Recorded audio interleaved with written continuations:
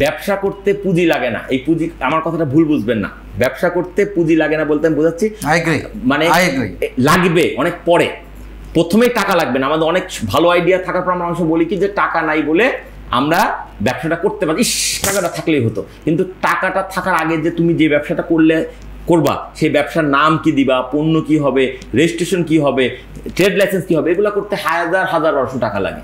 তুমি 1200 টাকা দিয়ে দৌড়াদৌড়ি করে ট্রেড লাইসেন্সটা বের করো, তুমি হচ্ছে করো, তোমার ব্র্যান্ড নেমটা ঠিক করো, তুমি একটা লোগো বানাও। এই কাজগুলো করতে গিয়ে যখন বিভিন্ন ছুটাছুটি করবে তখন কেউ না কেউ চোখে পড়বে যে এই ছেলেটা দৌড়াচ্ছে কেন, কেউ না কেউ যার কাছে টাকা আছে সেই আপনাকে বলবে তুমি কি করছো, এত দৌড়াচ্ছ কেন, ভাই লোগোটা বানাইলাম, ভাই এটা করলাম, এটা করলাম, এটা করলাম।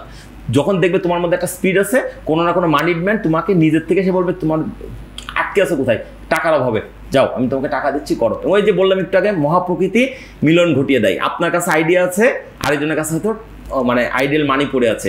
যদি আপনি আপনার আইডিয়াকে আপনার সামর্থ্যের মধ্যে এগিয়ে নিয়ে যেতে পারেন, কোনো না কোনো জায়গা থেকে টাকা এসে আপনার ওই দায়িত্বটা পরিপূর্ণ করে দেবে। কিন্তু দিন শেষে আমার ওই কৌতুকটা সত্য না হয়ে ওঠে যে আমার আছে অভিজ্ঞতা, তোমার আছে টাকা, 5 বছর ব্যবসা করার পর আমার হয়েছে টাকা, তোমার হয়েছে অভিজ্ঞতা, মানে অন্যকে ঠগালে নিজেকে ঠকতে হবে।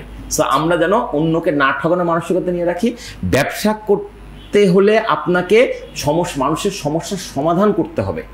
মানুষের সমস্যার অনেক সমস্যা আছে, এই সমস্যা যে কোনো একটাকে আপনি টার্গেট করে সেটাকে নিয়ে যদি আপনি কাজ শুরু করেন, সেখান থেকে আপনি 1000 কোটি টাকা হতে পারেন, ঠিক আছে? কিন্তু আপনাকে নিয়তটা ঠিক থাকতে হবে, আপনার প্রোডাক্ট সিলেকশনে একেবারে ইউনিক হতে হবে। আমি বলি কি জানেন, ধরেন 100 জন বাংলাদেশে এস্টাবলিশ চানাচুর কোম্পানি আছে, 100টা ধরা যাক। এরপর যদি আমি চানাচুর ব্যবসা শুরু করি তাহলে আমি একজন ধান্দাবাজ, আমি উদ্যোক্তাও না, আমি ব্যবসায়ীও না। হ্যাঁ, আমি আবার চানাচুর করতে পারবো, ভিন্ন ধারার যদি কোনো চানাচুর ক্রিয়েটিভিটি আনতে পারে, কিন্তু অন্যের মোড়ক নকল করে, অন্যের পণ্য নকল করে, অন্যের স্টাইল নকল করে, ইচ্ছা করে ওর মতো কালার করা যেন লোকে ভুল করে ওরটা মনে করে আমারটা কেনে, এর চেয়ে বড় ধান্দাবাজের কাছাকাছি নাম দেওয়া, ঠিক আছে? এই কাজগুলো যারা করে তারা আসলে ব্যবসায়ী না, তারা ধান্দাবাজ, এবং তাদের কারণে যারা প্রকৃত ব্যবসা করতে চায় তারা ক্ষতিগ্রস্ত হচ্ছে।